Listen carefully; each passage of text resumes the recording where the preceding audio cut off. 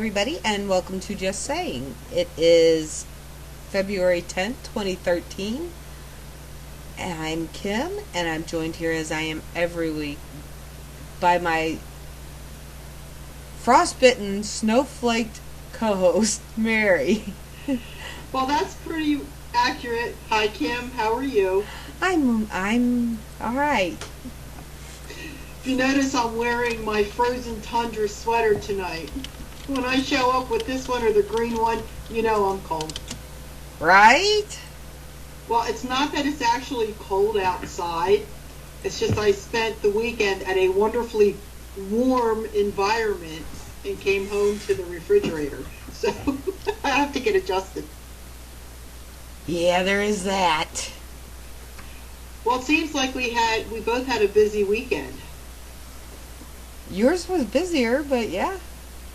Oh yeah, that's cool. Let's talk about yours first. There wasn't a whole lot to talk about ours. We investigated the shop, and we were going along swimmingly, got out the box and, doing our thing, and flipped it from FM to AM, and apparently AM, they had a lot of nasty things to say that I will not repeat. So it was happening on the AM network. Yeah, but as soon as the AM started getting ugly, the shop pretty much just calmed down and didn't want to wake back up.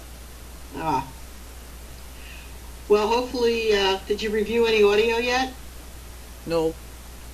Maybe you'll get something really good.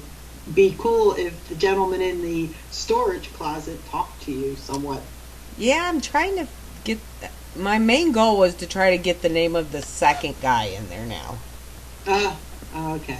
Well, I always say good morning and goodbye to him, but I don't have his name to properly communicate with him. Gotcha. I mean, I know Miss Ann, I know Mr. O, I just don't know the third person. You'll find out. Well, my weekend was pretty exciting. Really was totally different than what I'm used to when I go to the Battlefield Bed and Breakfast in Gettysburg. Normally, we're communicating with a lot of Civil War soldiers, but this time, apparently, the people who used to live in the farm before and after and during had some things to say, and it was really quite different. Lucky enough, we were joined by Robin Marie, who she's amazing when she starts channeling and she picks up spirits. And I got to tell you, Florence Tarbach, who we had on last week as our guest, she definitely floored her.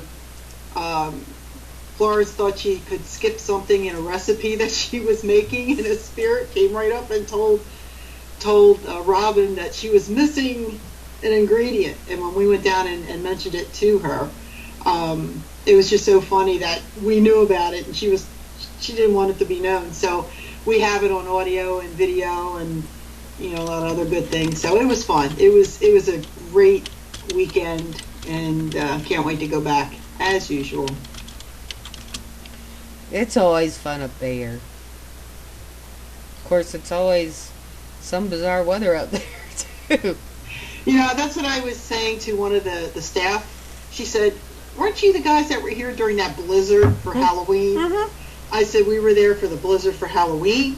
We were there for Hurricane Sandy and a couple other weird storms." But it was really pretty. Yesterday it did snow, and I really didn't have plans of doing anything other than hanging out. And it turned out to be quite fun, because some people at the last minute actually came and made reservations, and we kind of did a little mini paranormal investigating thingy last night. So it was really good. But great big thank you to Florence for showing us again yet another wonderful, magnificent time, and her staff, Mark Sarrow and group. Oh, and we have a new member to our non-member team, and that's Tim Mothman Mueller. He's now our new video guy, and Mark's wife Jess, and of course Robin. And I never ever give shout outs to Rick, my husband. He did an excellent job with all the cameras and the cabling, so it takes a lot to put a production like that together, and we managed to pull it off. So thank you guys. Yay, Vinny! Yeah. So we have something Wait. cool. I have to ask. Did you like the sand angel? Did I what? Did you like the sand angel? I didn't open it yet. It's still in the box. I was going to open it and do show and tell with it, but I decided not to because I have something else to show and tell. Okay. But that will go on as the show starts. So, getting back to the show, I'm going to let you do the intros. The gentleman we have this evening is an author of numerous books. He is a Bigfoot hunter and apparently now into werewolves. He's done lectures, speaking engagements, and is oh so much fun when you get him in a haunted building. Oh yeah. and one thing I'm going to add about him, he really takes it in stride when he can't catch his flight. He does. He's a very patient man. Our guest this evening is Joedy Cook. Hi, Joedy. Hi, Joedy. Hi, how you? Fine. How are you? Oh, I'm doing fine. Kim's smiling, so it looks like she's doing okay too. Hey, why wouldn't we be fine? We have you on tonight to talk to, right? I know. I kept thinking it was tomorrow night, and I was like, oh, I was surprised that Aaron called, and I'm like, wait a minute. It's okay. It's tonight. I don't know. I wrote it down for tomorrow. So. Well, hey, nothing like coming in, being fresh and not prepared. We can hit you with anything, and we'll just get these really good answers. So, my show and tell for tonight. You want to see what my show and tell is? Okay. I probably got something that Sal and Jen don't have yet. What's that? The book. Your werewolf book. I have a copy of it. What? It's Werewolves, Myths, and Legends. It's your book. At least it has your name on it. Oh, I got, actually, I just got my books in last week and stuff, because they were all on hiatus and stuff, and they were moving the location of their publishing company, which was real nice of them to kind of tell everybody until after that they moved. So you're saying I actually got a copy of your book before you did? Yeah. I've had it for about 3 weeks. I should have just ordered it and sent you a copy of your book. No, I got them because I was going to send some to Kim to put in her bookstore. She wanted some books to put in her bookstore. Yeah. In her store. Okay, gotcha. So I put them right between Mary Gasparo's and Robin Marie's. There you go. Yep. You'll be sandwiched in between the two of us. And speaking of Robin, she's in the chat room and she's jumping up and down, waving. Hi, Joedy. Tell Joedy I said hi. Hello. And she's making buttercream frosting, if that's supposed to mean something. Yeah. She's making it. So Joedy, every time we bring you on, we talk Bigfoot, which, I'm always saying, how much can we talk about Bigfoot? And next thing you know, we have like 2 minutes left, and we never get into UFOs and, conspiracy theories. And now we have a new topic to talk about, werewolves. Where did this come from? Oh, well, so I'm working on a new book called The Ohio Dogman Werewolf Sightings on the Northeast, which is dealing with different sightings from just the northeast of the United States, because that's where the biggest part of the flap is. And through, I'm trying to think of the right way to say this. Majority of, through the history of the sightings have been in that large pocket there. Okay, you've had other sightings like in California, Texas, in different parts of the South, but it's just been smaller little pockets. But when you get up to like Ohio, Michigan, Kentucky, Wisconsin, Virginia, Pennsylvania, New York State, Rhode Island. You know, I mean, that's where just the majority of all the sightings are taking place right now, and really out through history, and that's where everything is basically coming out of right now. That's where I'm basing my book on. So, through when I was doing a lot of the Bigfoot stuff, I mean, I was getting a lot of reports and things that people were seeing, what they were describing Bigfoot, with having a snout. But they were describing it different with 20 ears and things. They weren't realizing that it was a dog man.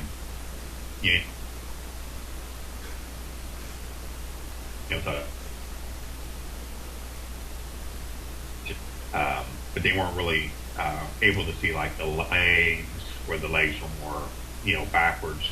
Like how a dog is. Ohio. A lot of sightings that take place in Ohio, like in Defiance, Ohio, back in '72. For like, a week, the whole town was being terrorized by what they were saying were werewolves.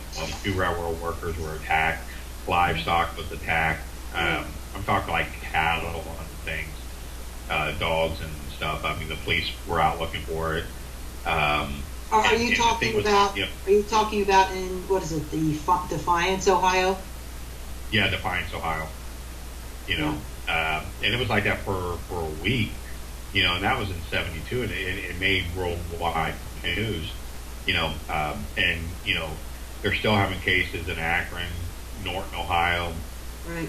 Like I said, they still have sightings in Defiance, Germantown, just different parts. I mean, Michigan is still having a lot of sightings. Minnesota, Wisconsin is having a lot of sightings taking place there. Pennsylvania. There's just a lot of stuff going on right now with the Dogman stuff, and I was going to do for like Mysteries Monsters. I was going to do something with them, on that. But they just had so much information they were doing for the show with Linda Godfrey and some of the other people. They wanted to basically keep it with Wisconsin and Michigan, which was good and turned out real good. But it just would have been too much information that they would have had and things. So. As I mentioned in the beginning of the show, that I was at Gettysburg all weekend.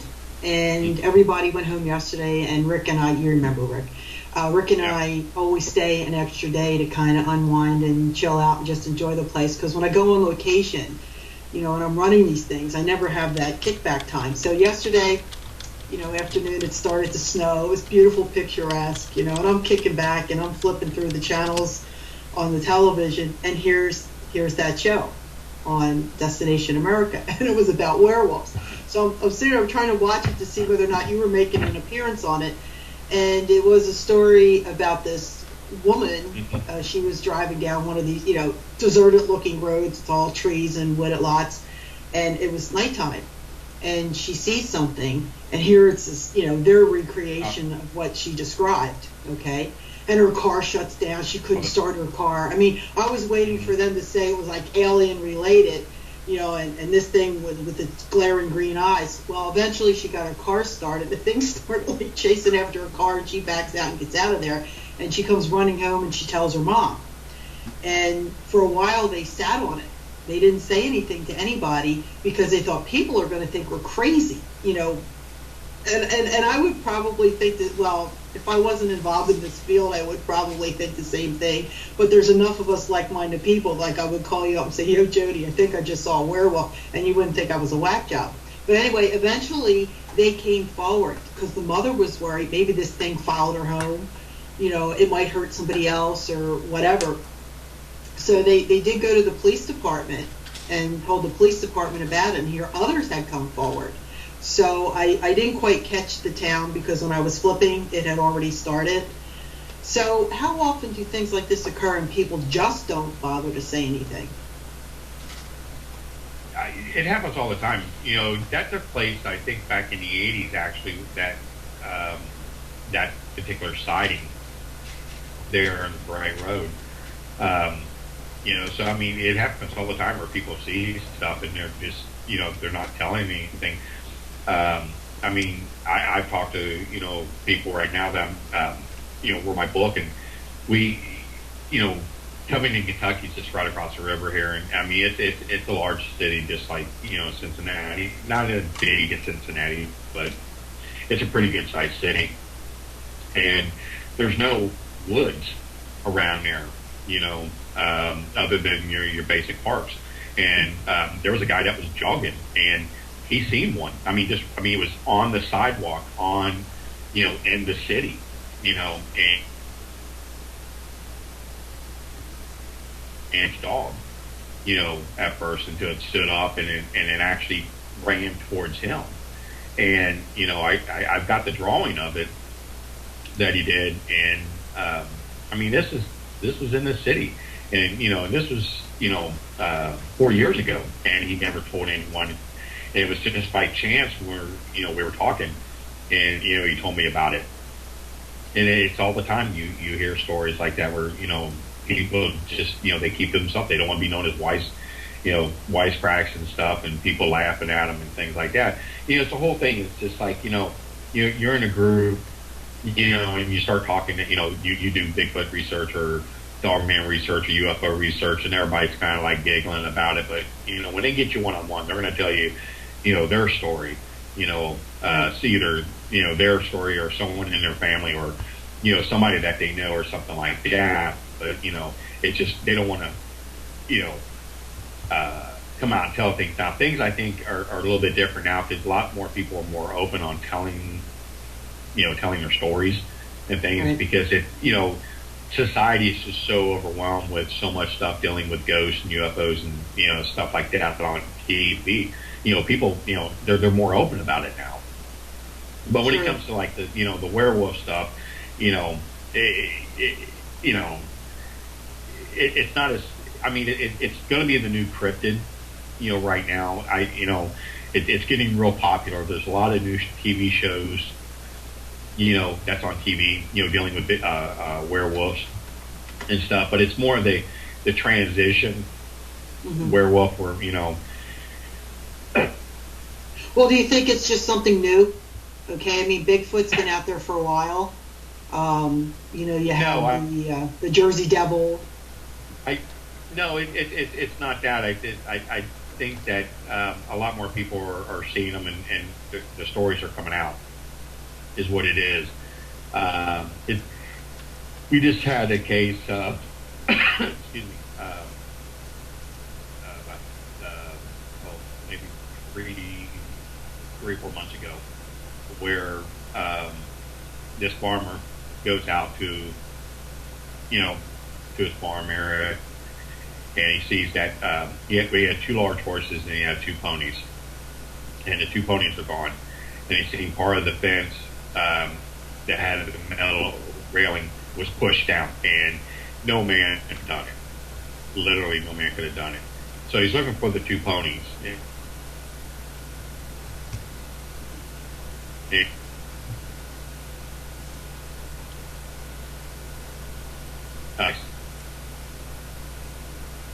The guy then, you know, put, you know, the fence down, got in, and pulled the ponies out one at a time, and killed them. But whatever it was chasing the 2 larger horses around, because they both had scratch marks on the back, and one of them had a really large gash going down the neck. And I posted pictures of them on the DFRO's Facebook page. You know, one of the horses that was attacked, and you know, the guy was hearing howling sounds, you know, the night prior to the attack. But the Division of Wildlife showed up along with the sheriff's department,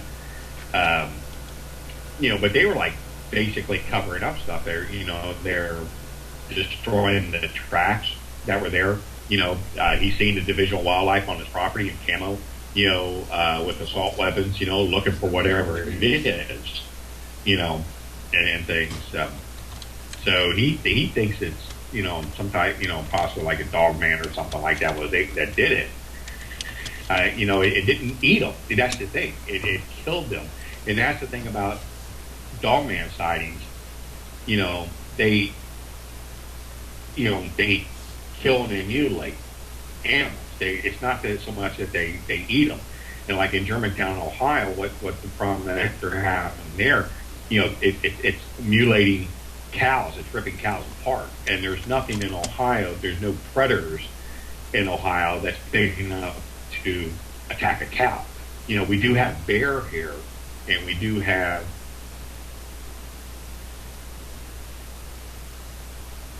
big.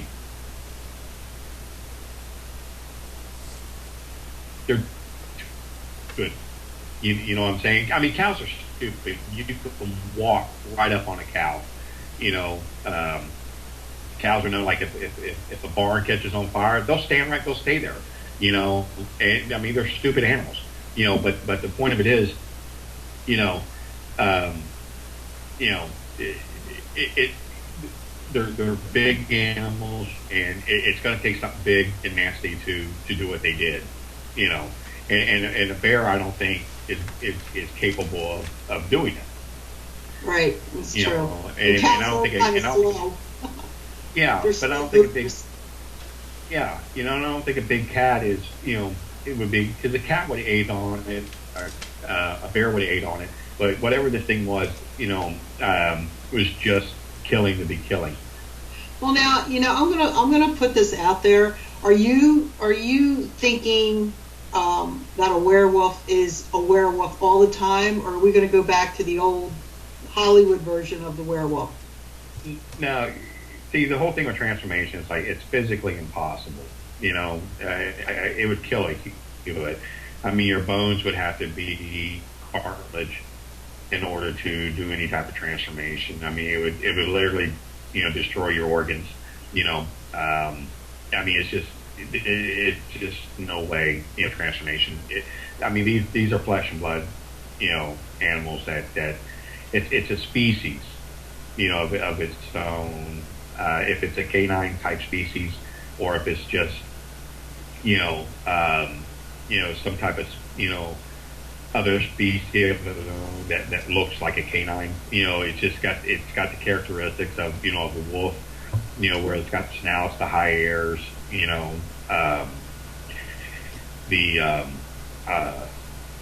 you know, the backward legs, like, you know, like dogs and things like that. You know, the tracks are very dog looking.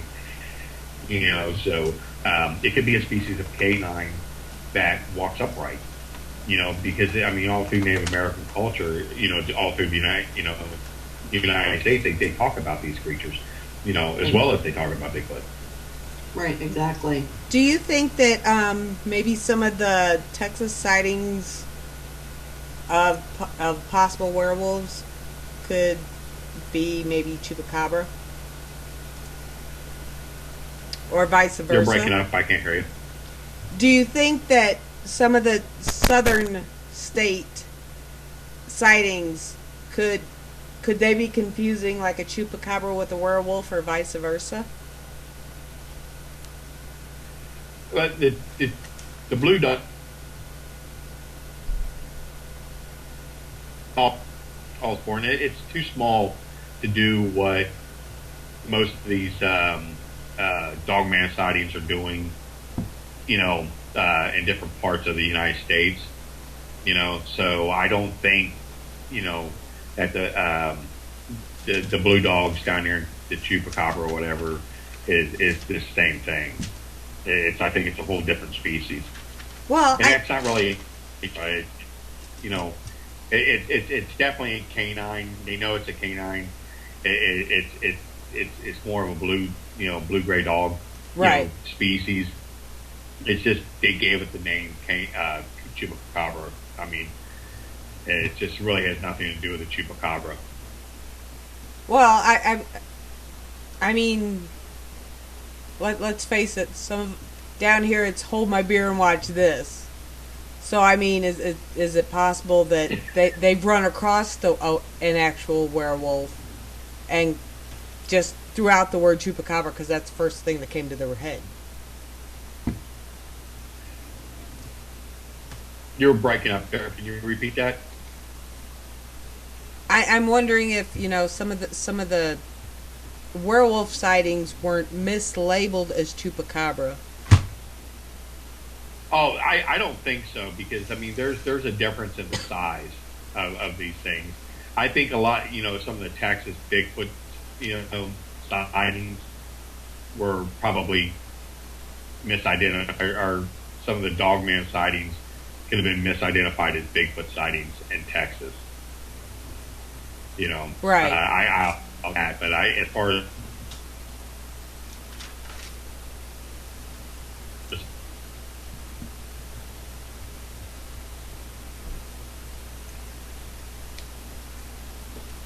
I don't know if anybody's talking at this point. Somebody's we're getting some kind of messed up interference here. It's blipping. You know, recently I watched a show, not by choice, but then I kind of got interested in it.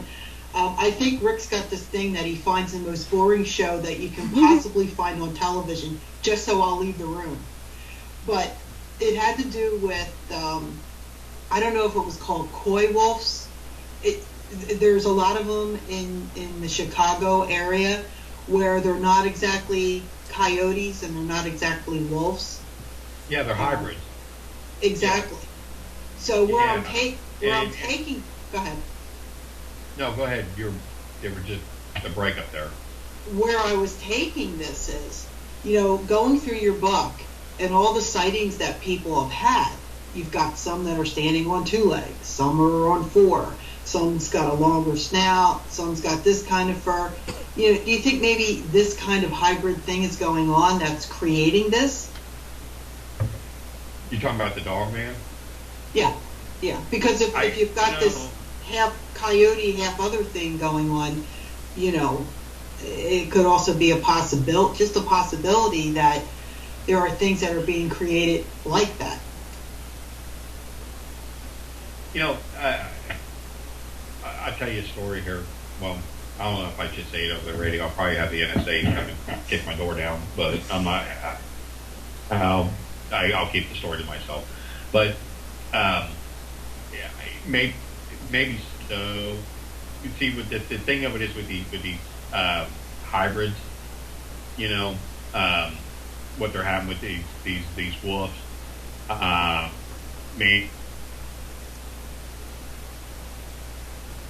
They're much larger. The heads are much larger. The snouts are much larger, and they're much larger. You know, and excuse me. And the problem is they're actually more dangerous than a full breed wolf. You know, and they're seeing them in areas where, you know, they shouldn't be. I mean, we've got them here. They've been sighted here in Ohio. You know. I mean, they're huge, you know. Now, as far as, like I said, with the Dogman, I just think, like you said, it's a species that's always been here, you know. But is it a king? I just think, and I talked to someone that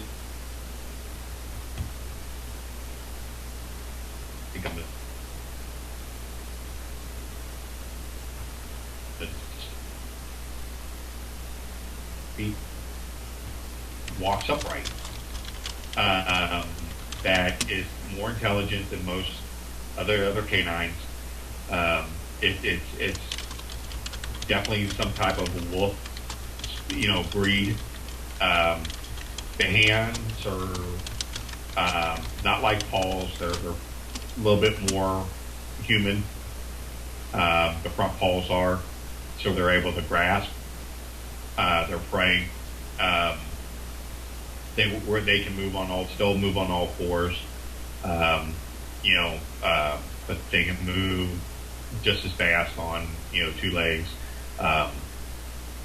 Their body structures, you know, very human.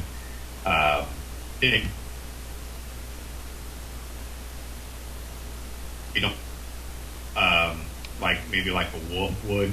A wolf would have like a smaller satchel crest. at the back of the base of the skull.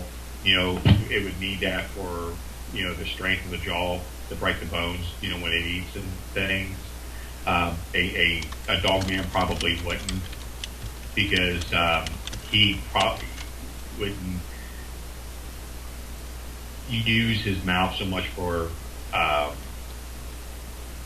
killing as much as he would use his front paws were for, and things. It's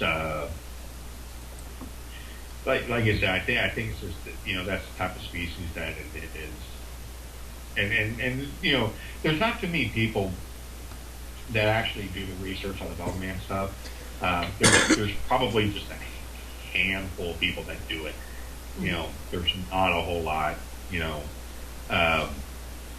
I'm talking with Destination Truth, or Destination America. Excuse me, I hate that show, Destination Truth. Destination America. About doing a show, on werewolves, and because I think people would be interested in it, and going out and doing investigations on dogman sightings and stuff. Because, like I said, I know it's a new exciting cryptid.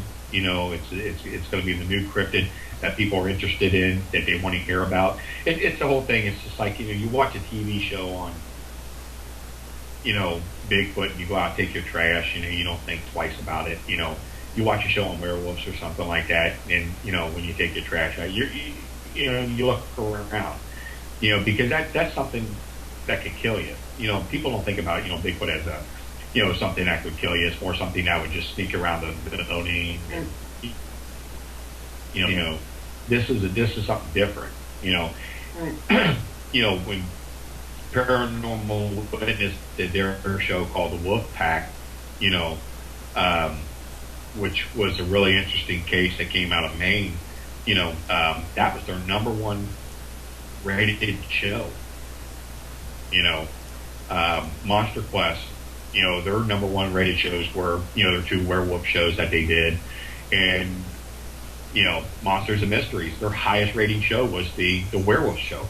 I mean, people are eating this stuff up, and what I'm trying to convince, Destination America is that, it can be done right.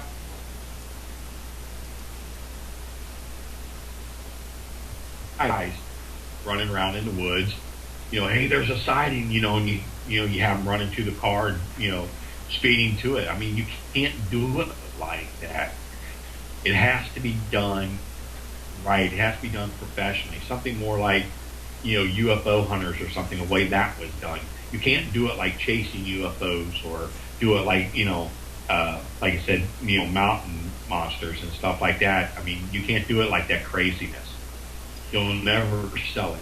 You got it. I mean, this is a serious subject. There's a lot, one of the most interesting cases is the Land Between the Lakes. I don't know if you ever heard about that one. This took place back in the 80s. And Land Between the Lakes is a campsite, or a park, rather, that sits on the Kentucky-Tennessee border.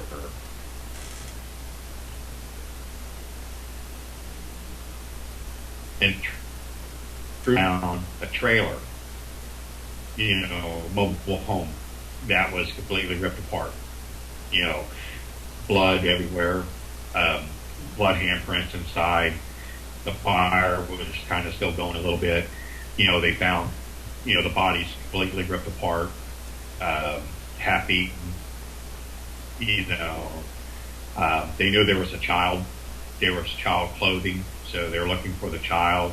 They found the child in the tree, half eaten. And they found large canine prints,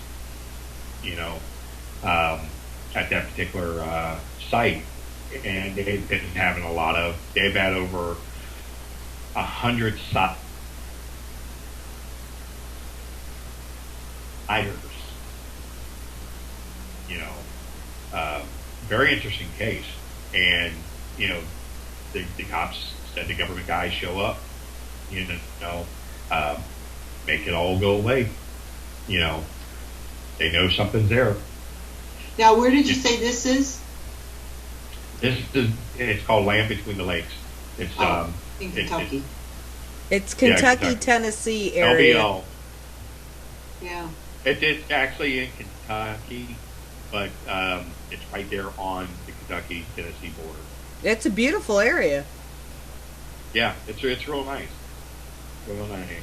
So they're not sure what's doing it, or they do know and they're covered. They're Well, they do. I mean, that's the biggest thing. Is they know what's going in. They've got.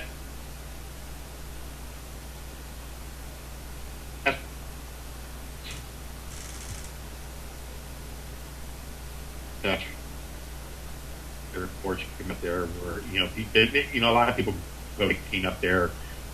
A lot of a couple of dirt bikers have actually with this thing grabbed at them. I mean, there's like I said, there's been a lot of sightings. And these are daylight sightings, and that's the thing about dogman sightings. A lot of them are daylight sightings. Mm-hmm. Not so much nighttime sightings, but this is a known attack. The only one that I've ever heard of where it actually attacked and eaten human flesh. Yeah, because most of the articles that I read in your book here, it's more or less when they're spotted they take off.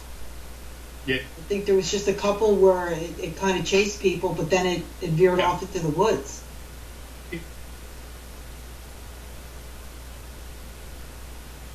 Yeah, there's one case in Akron where there was a hunter, an older gentleman in his 60s that went out. He's hunting. He comes out of the tree line, goes into a circular opening area, just to cross through it, and he said 5 of them came out at him, and circled him. And only one of them, showed aggression towards him. And they were all upright, and they kind of like backed them out, more or less out of the woods. They didn't attack him or anything like that. They just kind of like backed him out. Got him out of the area. Yeah, and that wasn't really all that long ago. It was a few years ago, I think. Yeah. So. Yeah, that one. Yeah, I think years ago on that one. And also, most of the sightings, they're not out in packs. It's just singular. So. No, see that. Well, there's only a handful. I mean, the only ones I know of only 3 where it's been more than one. The case in Maine that was on Paranormal Witness. This particular case there, and there was another case where there was 3 of them, and those are the only ones I've ever heard of where they were actually in a pack. Everything has always been individual. But who's to say that you don't yeah.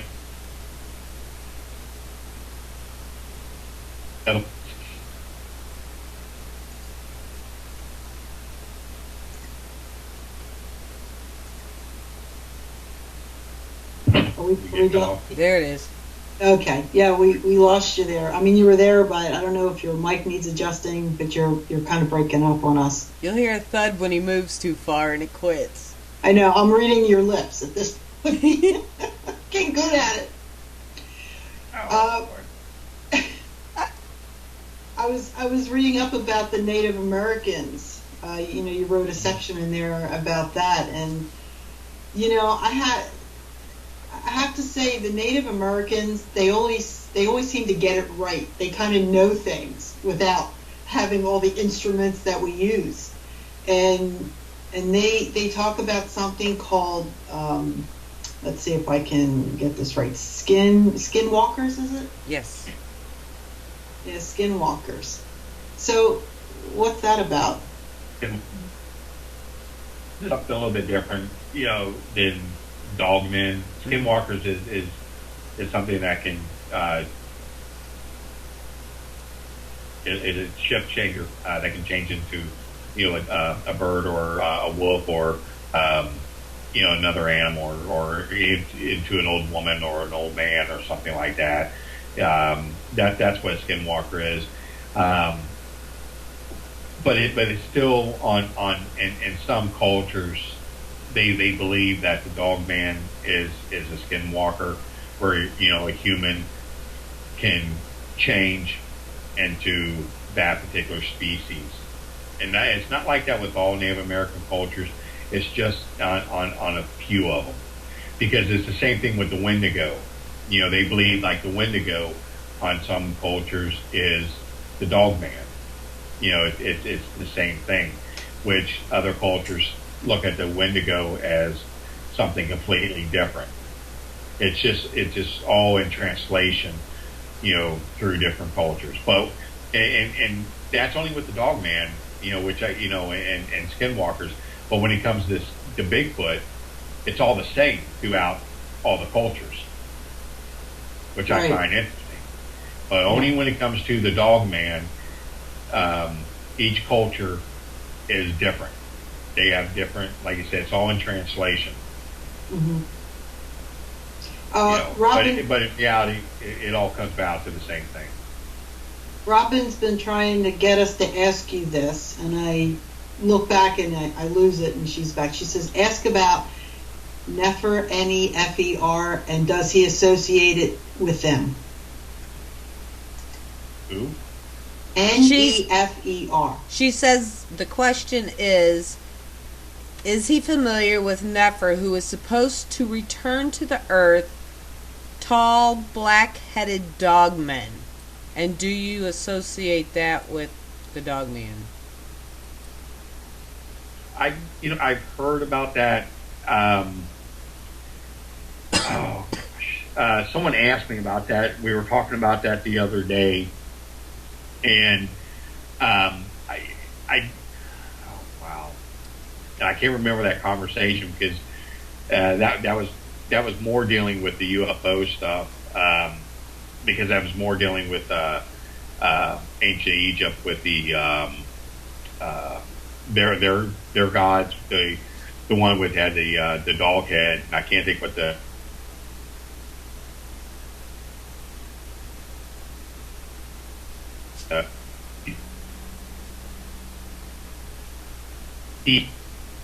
that one leaves me really stumped. But I don't know. I don't know if that one,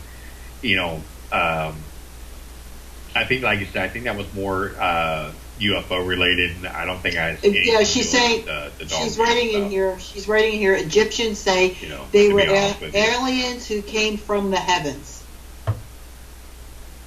The what? Egyptians say they were aliens who came from the heavens. Apparently, it's from the Bible. Yeah, but also they also believe that a lot of those they had the human bodies and animal heads were possibly where they were genetically altered, or they were. I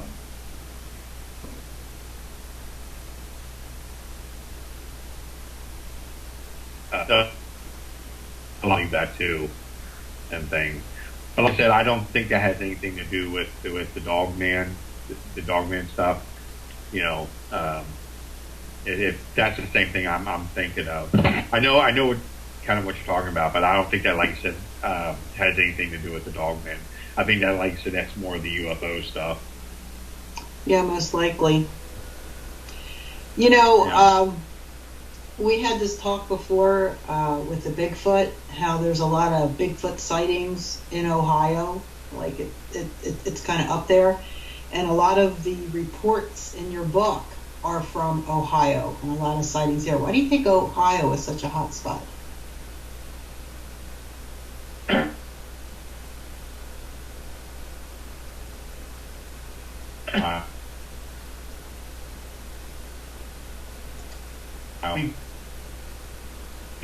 which was just the beginner's guide, kind of like teaching you how to be a researcher.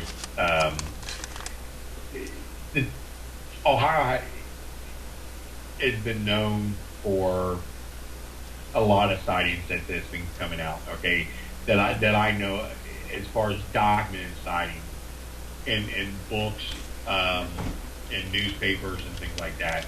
There's a book out that by an author by the name of William Vanderbilt, and this guy wrote about Ohio in the early or late 1800s, rather, going into the turn of the century, and very well known author.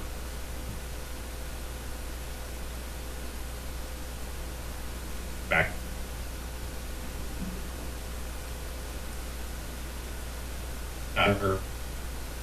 And he talks about, Bigfoot, and in this book, the first documented, that I know of a book documenting a Bigfoot,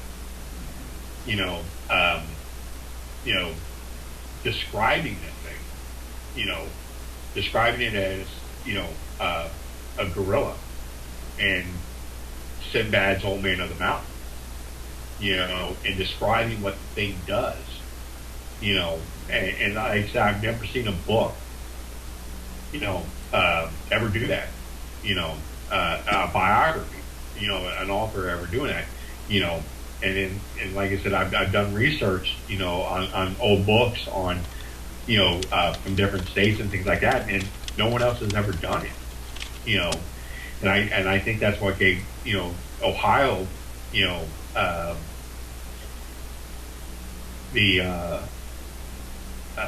that made it so interesting, because they gave the name Majestic, is what they called it.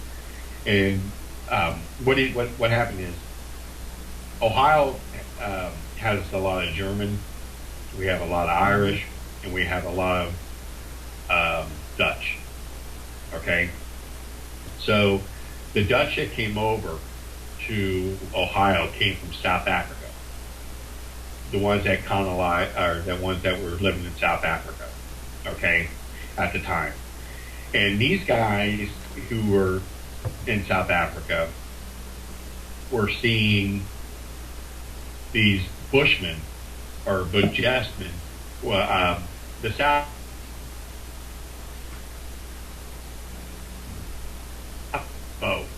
okay, so that's how they get Bujesmen. We're seeing gorillas, okay, and they were calling them Bushmen, okay, because they never seen them before. And this is not in South Africa, but when they were exploring further in Africa and stuff. So when the New World, where a lot of people were coming over to the New World and stuff like that, they would come over and they were, moving to Ohio Valley and stuff, and they were seeing these Bigfoot, and they were calling them Bujesmens, because that's the only way they can describe them to what they were seeing, the gorillas and things. So that is how, the Grassman kind of switched from Bushman to Grassman,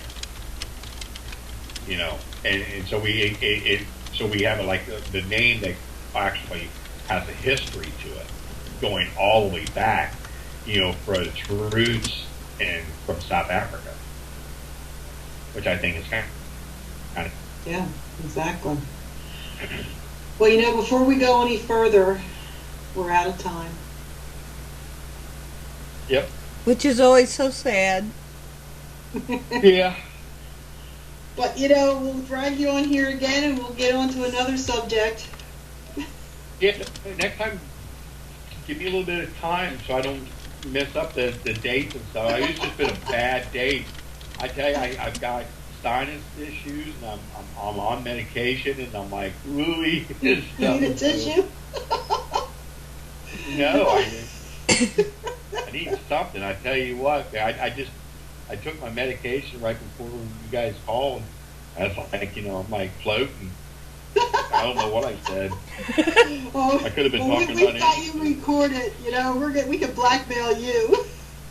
We heard you throughout this interview. You were saying how you were going to fly Kim and I out onto your next either Bigfoot or werewolf hunt. Yep. And you're going to supply us with as much cheesecake as we want. Oh, did I?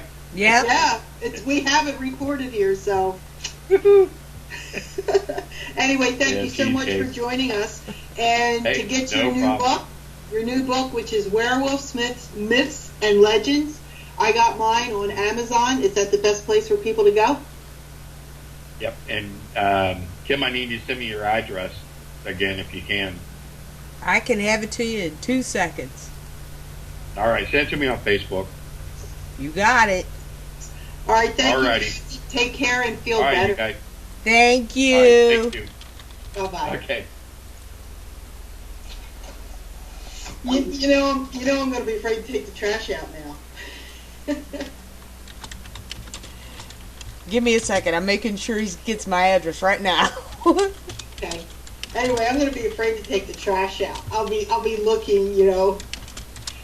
And you know, like sometimes we take pictures of when we're out on investigations and we get like eyeballs of cats and things.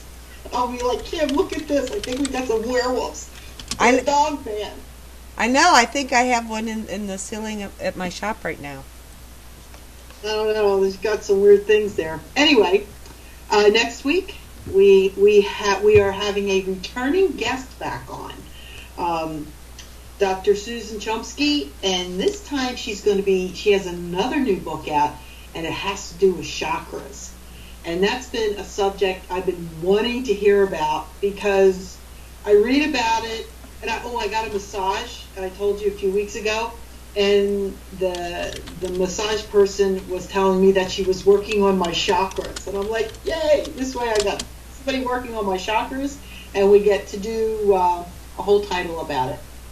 So, and then coming up the end of February 24th, we have Martha Decker coming on. So, okay. Some good things coming up the rest of the month. Yeah, poor Martha. She was supposed to come out and play with us this weekend, but something happened with her mom. Okay. And I know you've been posting on Facebook. There's an event coming up for you guys. There is April 12th. You're going to make me look. Is Histories, Haunts, and Legends. Yes, it is April 12th. Histories, Haunts, and Legends in Jefferson, Texas. Martha Hazard Decker, Stephen LaChance, who I finally get to meet, Dakota Lawrence, Kathy Nance, Selena Roan, who is a PEN host, us, Eric and I, PEN hosts, Larry Flaxman, and who am I missing? I'm missing someone. I apologize. I know it's coming to me. Michael Mitchell Whittington. That's it. Yeah, because I met him out there in Texas when I was at the other one. Yes, he bought your book. That's right.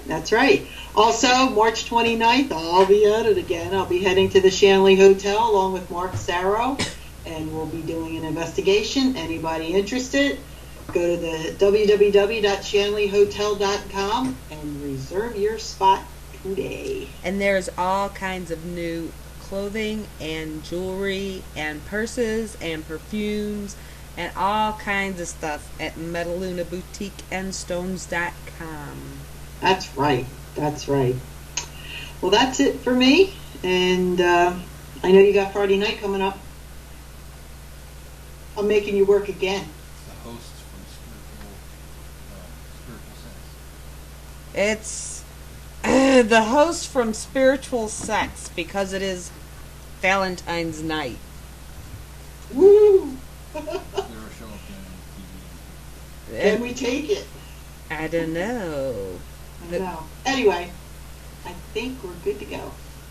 But with that, we're going to say goodnight, and everybody, do not trust Robin if she promises you a cupcake. Just saying. Just saying as always. Good night, everybody. Night.